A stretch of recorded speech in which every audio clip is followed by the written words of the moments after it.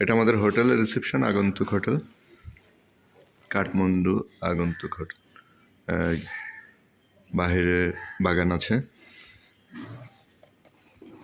বার restaurant.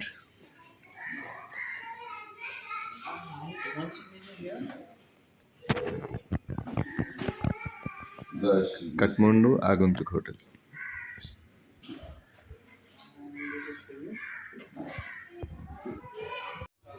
আমরা আজকে চলে যাব, তো আমরা আমাদের হোটেলটা একটু দেখিয়ে দিচ্ছি। এখন যদিও অপরিষ্কার অবস্থায় আছে। আমাদের রুম ছিল 207।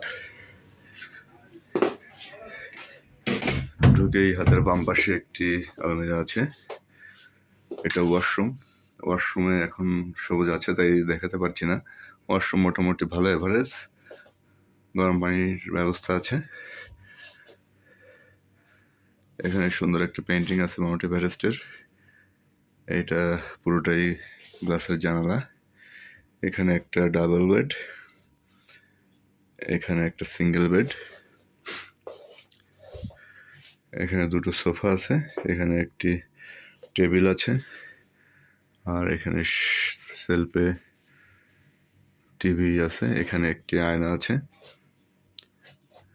এখানে ডাস্টবিন আছে, এখানে জুতো রাখার জায়গা আছে। এই তো, রুমে এসি আছে, যদিও শীতে আসলে আমাদের এসির প্রয়োজন হয়নি।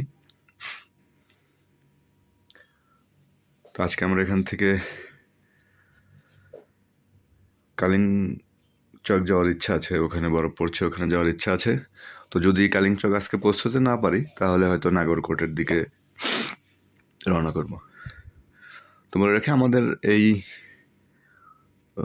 হোটেলের রুমটার ভাড়া পড়েছিল $25 per night, per day, per night, মানে একদিনের জন্য $25।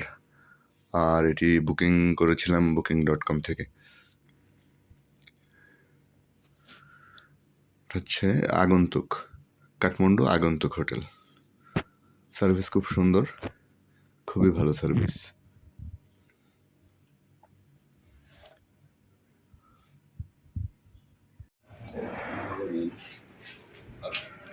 এটা হোটেলের আউটলুকস ভালো লাগছে। আমরা এখান থেকে আমরা আরেক জায়গায় যাচ্ছি। এখন আমরা যাচ্ছি কাঠমান্ডুর দরবার স্কোয়ার।